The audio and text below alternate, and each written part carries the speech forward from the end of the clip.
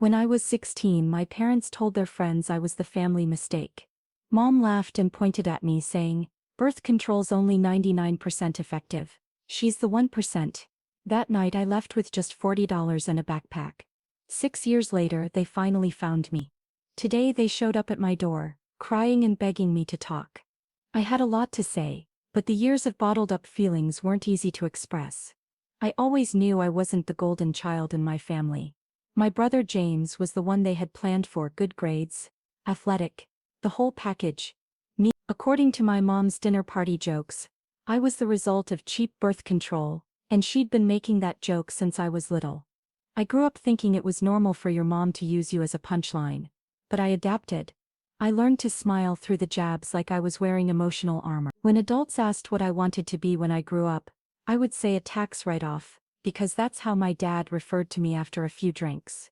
People thought it was funny, but I was just repeating the household material. The night everything changed was at my mom's birthday dinner. It wasn't the typical family dinner, just the four of us at some overpriced restaurant where Dad complained about the prices while ordering his third whiskey. The real event happened 2 days later when my mom invited her coworkers, the country club crowd she'd been desperate to impress for years. Our house wasn't fancy, but Mom went all out for the dinner. New placemats, candles, the good plates that usually stayed tucked away. Dad was told to wear his only decent shirt, and to please for the love of God stay under 5 drinks. James got the be impressive talk. I got nothing, not even a please don't embarrass me, which should have been my first clue. The night started with me playing server, passing around appetizers while Mom bragged about James's college scholarship. Dad barely kept it together, nursing his drinks and nodding at appropriate intervals. I was invisible, which frankly was the best case scenario.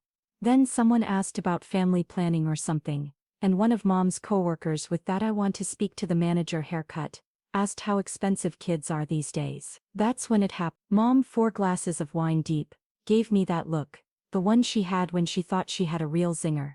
She pointed directly at me as I was collecting empty glasses. "Birth control's only 99% effective," she said, pausing for effect. "She's the 1%. Everyone laughed. Even Dad, who usually didn't engage, let out a big belly laugh, as if it was the funniest thing he'd ever heard. I stood there, holding dirty glasses, as they laughed about how I was never supposed to exist. James wasn't laughing. He stared at his plate, probably wishing he could disappear. At least someone in that room had the decency to feel shame. But the worst part was, Mom wasn't finished. "We already have our perfect kid," she added, gesturing to James. "Sarah here is what we call the family mistake." More laughed. Someone. Dad's boss, I think, said, "Ouch, bet that's going to leave a mark." Like we were on some bad sitcom. I didn't throw the glasses. I didn't scream. I just put them down carefully and walked upstairs to my room. Nobody noticed. The conversation had already moved on to someone's vacation plans in the Bahamas. I sat on my bed, and something inside me just shut off, like a computer crashing from too many open programs. The emotional screen went blue and then black. I knew I was leaving that night. I grabbed my school backpack, dumped out the textbooks. Who needs Treg when you're about to be homeless, right? And packed the essentials. A couple of t-shirts, jeans, underwear, a toothbrush, the $40 birthday money from Grandma, my phone charger, and the emergency granola bars I kept for when Dad forgot to buy groceries. James came up while I was packing. We didn't say much. He probably saw this coming before I did. He handed me $120 from his own savings and his old phone, which still worked but wasn't on the family plan. "I'll load $20 of prepaid minutes on it tomorrow," he said. "They won't even notice you're gone until tomorrow after." It wasn't accusatory, it was just fact, like he was giving me the weather report for my journey. I almost broke. Almost unpacked everything and crawled back into bed, but then I heard more laughter downstairs, and Mom's voice carrying up complaining about teenager attitude problems. No, I was done. I waited until midnight when the house was quiet. Mom and Dad had both passed out after their respective bottles of wine and whiskey. James had left his desk light on, our old signal from when we were kids, when one of us was sneaking into the kitchen for snacks. I didn't leave a note. What was I going to say? "Thanks for making me feel like a cancerous growth on your perfect family for 16 years. The night was cold, late October vibes. I had nowhere to go, but that still felt better than staying. I walked until I reached the 24-hour McDonald's, and used their Wi-Fi to figure out my next steps. I ended up taking a Greyhound to the next city over. Not too far, but far enough. The first week was rough. I slept at the bus station for 2 nights before finding a youth shelter. They let me stay for 2 weeks while I got a dishwashing job at this sketchy diner. They didn't care that I was underage, and they paid in cash, which was all that mattered. James kept in touch through a throwaway email account we set up. He said Mom cried for the cameras when she reported me missing, then complained about me being dramatic when the police left. Dad got drunk and said I'd be back when I got hungry enough. But I wasn't going back. Not when hunger twisted my stomach into nuts. Not when I slept in a shelter, surrounded by people yelling in their sleep. Not when December hit, and I still didn't have a proper coat. 2 months in, I met Alex. He found me sleeping in the break room at the diner when I was supposed to be washing dishes. Instead of firing me, he asked why I wasn't in school. I ended up telling Alex everything over cold fries after closing. It turned out Alex had his own family mistake. Different details, same flavor. He hooked me up with a gig helping on renovation jobs under the table at first, then legit once I got my GED at 17. He even let me crash on his couch, until I could afford the world's most depressing studio apartment. Those first 2 years were a blur of 12-hour days. Instant ramen, and falling asleep to YouTube tutorials about taxes and credit scores on free Wi-Fi. No social life, because who had the time? Just work, save, survive. James graduated and went to college 3 states away.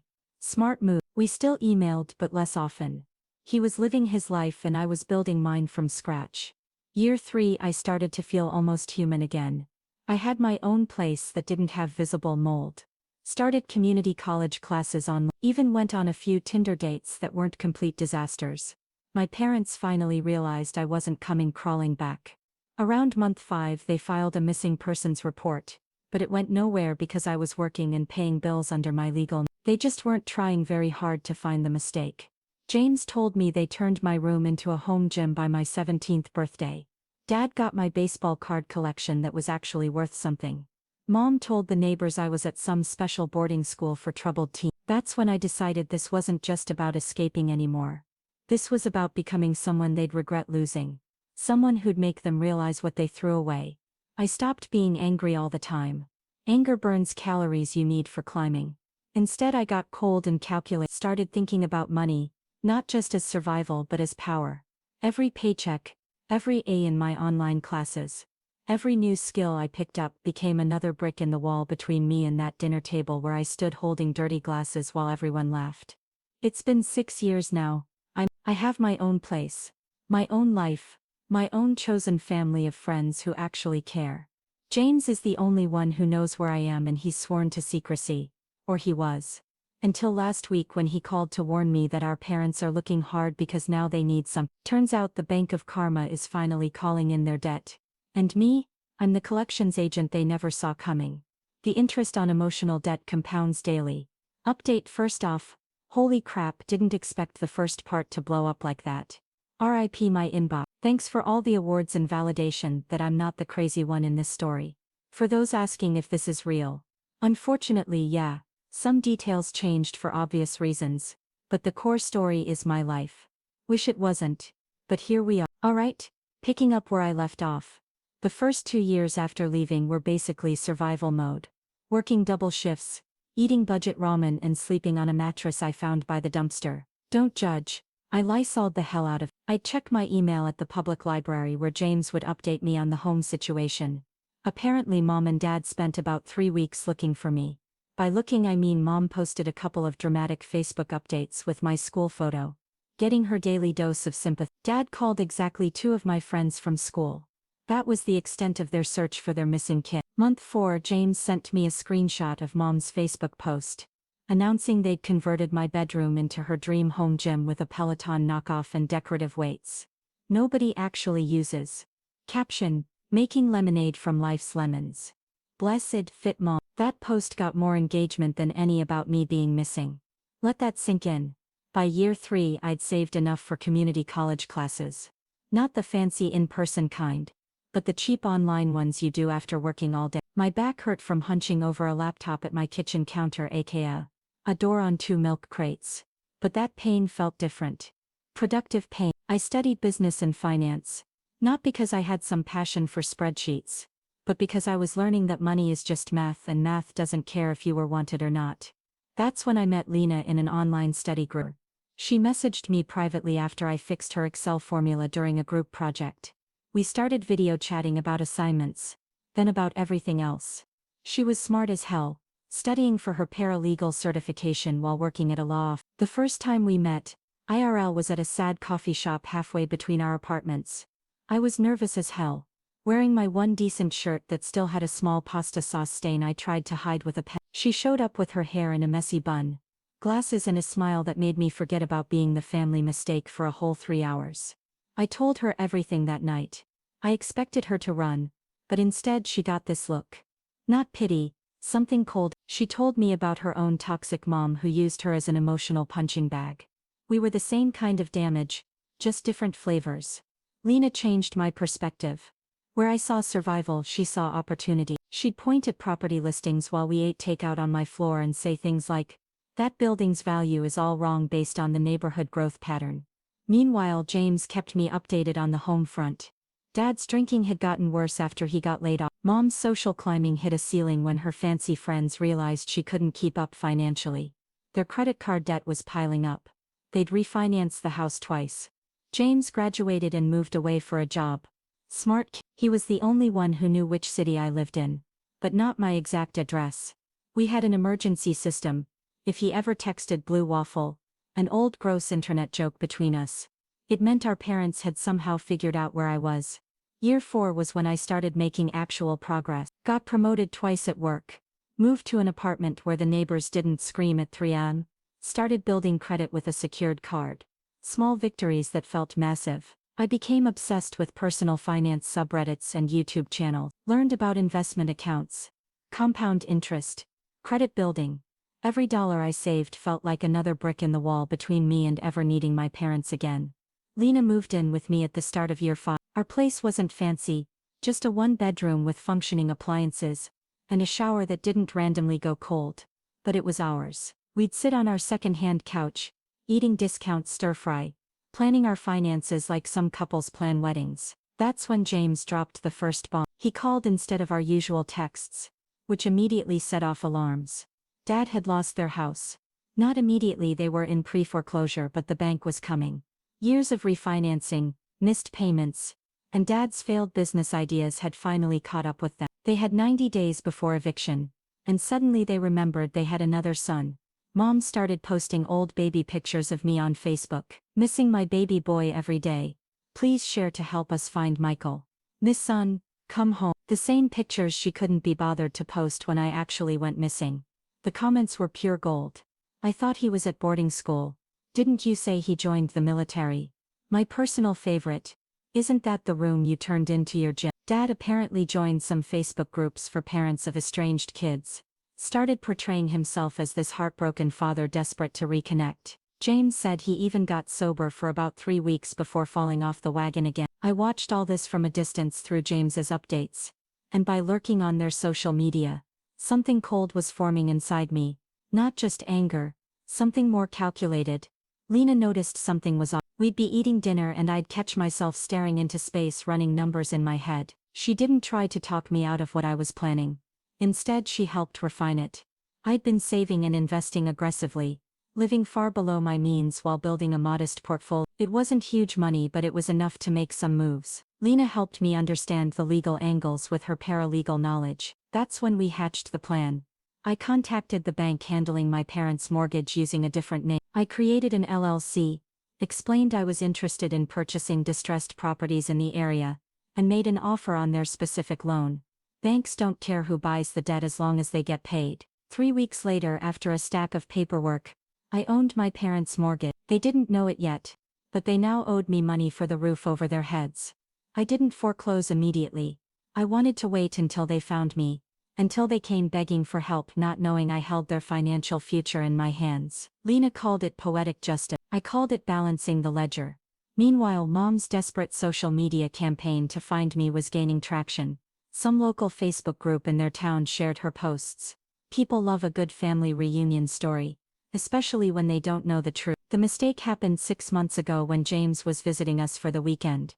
He posted an Instagram story of us at a local restaurant. A place with a mural in the background that screamed our city. He deleted it after 10 minutes. But Mom had already seen it. The texts started flooding in. James showed me his phone with 27 unread messages from Mom. All variants of, "Is that Michael?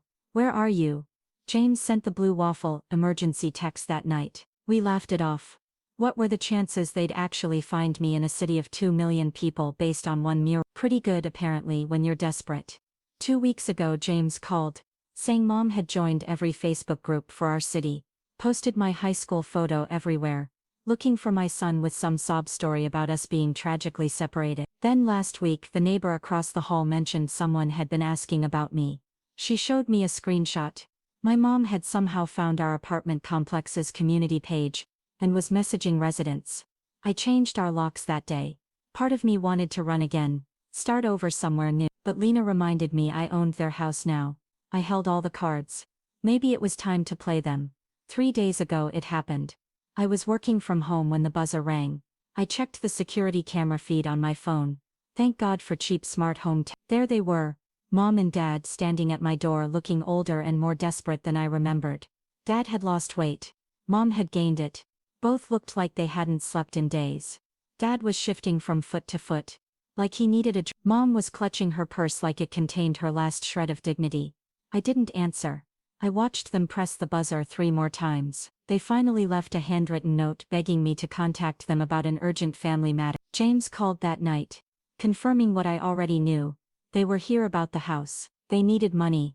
They needed their mistake to bail them out. I spent the next 2 days preparing with Lina, gathering documents, practicing what I'd say, how I'd remain calm, how I wouldn't give them the satisfaction of seeing the hurt kid they'd left behind. Yesterday morning the buzzer rang again. Same desperate faces on the camera. This time I buzzed them up. 6 years of silence was about to end, and they had no idea what waited for them behind my door. The mistake they laughed about, he now owned their home. And memories aren't the only debts that collect interest. Final update. My hands were actually shaking when I buzzed them up.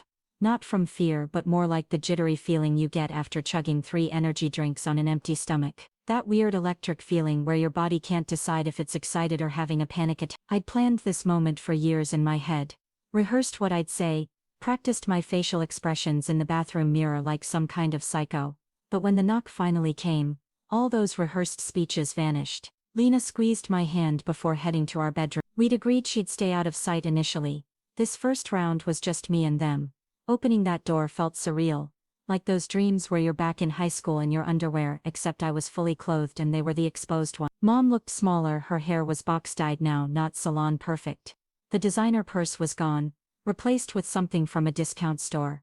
Dad had aged 15 years in 6. The alcohol bloat was gone, but so was everything else. His face looked collapsed inward, skin hanging where the puffiness used to be. The silence stretched for 10 awkward seconds before Mom made this weird choking sound and tried to hug me. I stepped back. The rejection hit her like a physical blow. Dad just stared, his eyes darting around our apartment, taking in the decent furniture, the smart TV, the evidence that his mistake wasn't living in squalor. Mom started crying immediately, which was exactly what I expected. Emotional manipulation was always her first language. Dad attempted something resembling dignity, asking if they could come in to talk.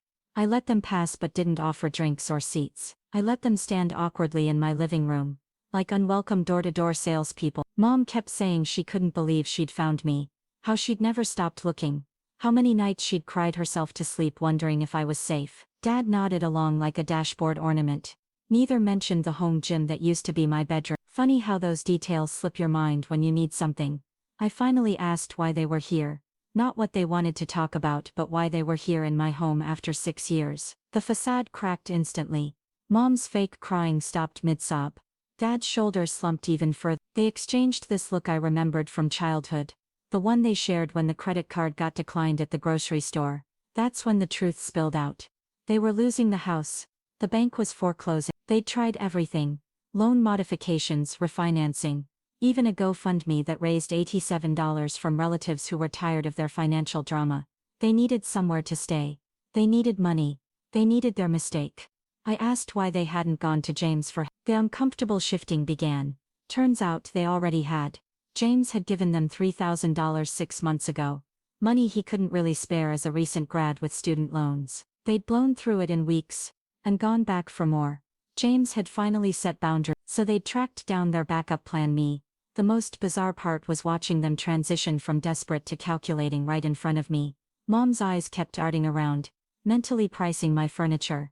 Dad asked casual questions about my work and income. They were sizing up what they could extract from me. I told them I needed time to think. Mom immediately pushed, saying they only had 2 weeks before eviction. Dad mentioned they'd need at least $10,000 to secure a new place, plus help with the deposit. The number kept growing as I showed them out after 20 minutes, promising to call the next day. Mom tried to guilt me about not hugging her goodbye. Dad attempted to act like everything was normal, as though they hadn't made a 16-year-old homeless and then ignored his absence for years. The second they left, I had a minor breakdown in the kitchen. Lina found me sitting on the floor, laughing and sort of crying at the same time. Not my proudest moment. She didn't try to fix it. She just sat down next to me and waited it out. That night we finalized the plan. The next day I called and invited them to dinner. Not at our place but at a mid-range restaurant where I'd reserved a private room. They agreed suspiciously quickly. When they arrived they found not just me, but Lina, James who'd flown in that morning, and Alex, my actual family, the people who'd been there when it mattered. Mom's face when she realized this wasn't a private cash handover was priceless. Dad looked like he wanted to order a double whiskey but wasn't sure if I was paying. I let everyone get seated and ordered drinks before starting. Then I told them I knew about their mortgage situation. Their expressions shifted from confusion to hope. They thought I was offering to. Instead I placed a folder on the table. Inside were the mortgage documents showing that through my LLC I now owned their debt. Their home was technically my property. Mom went white. Dad went red. James looked down at his water glass, hiding a smile. Lina watched them with the cold analytical stare of someone observing lab specimens. I explained calmly and clearly that I had options. I could foreclose immediately.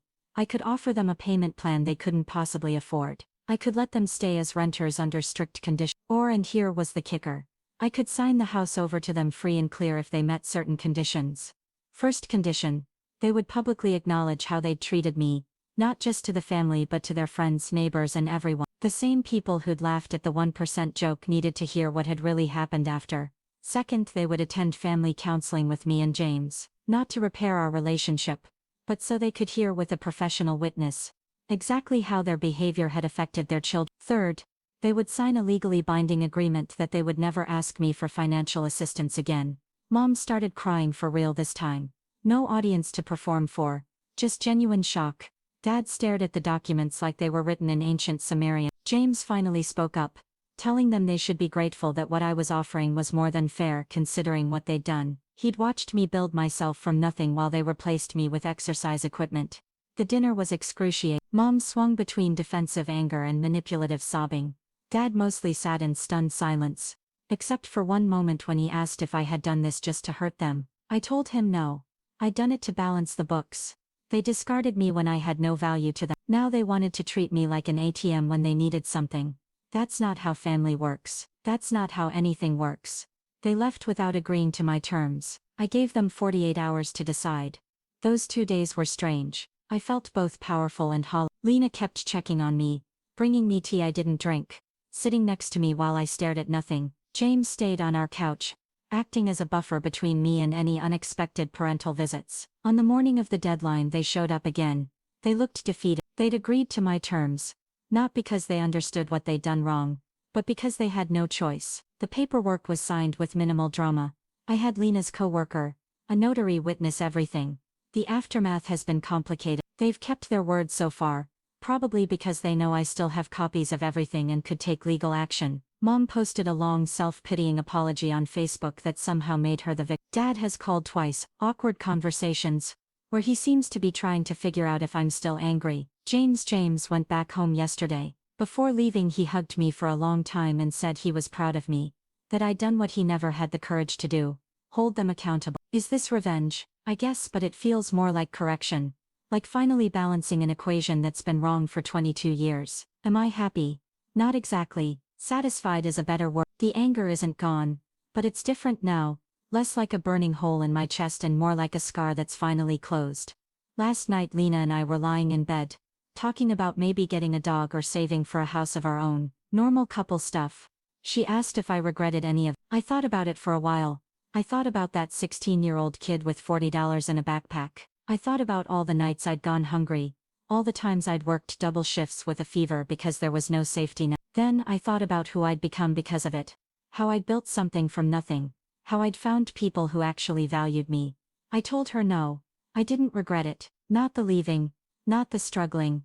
Not even the revenge. Some mistakes turn out to be the best decisions you ever made. If this story moved you, inspired you, or even made you think twice about how we treat the ones we love, please take a moment to like the video and subscribe to the channel. Every click helps us share more powerful real-life stories of resilience, revenge and redemption. Michael's journey from being labeled a mistake to becoming the silent owner of his parents' house proves that pain can fuel transformation. Now we want to hear from you. Have you ever been underestimated by your own family? Drop your story in the comments. We're building a community where every voice matters.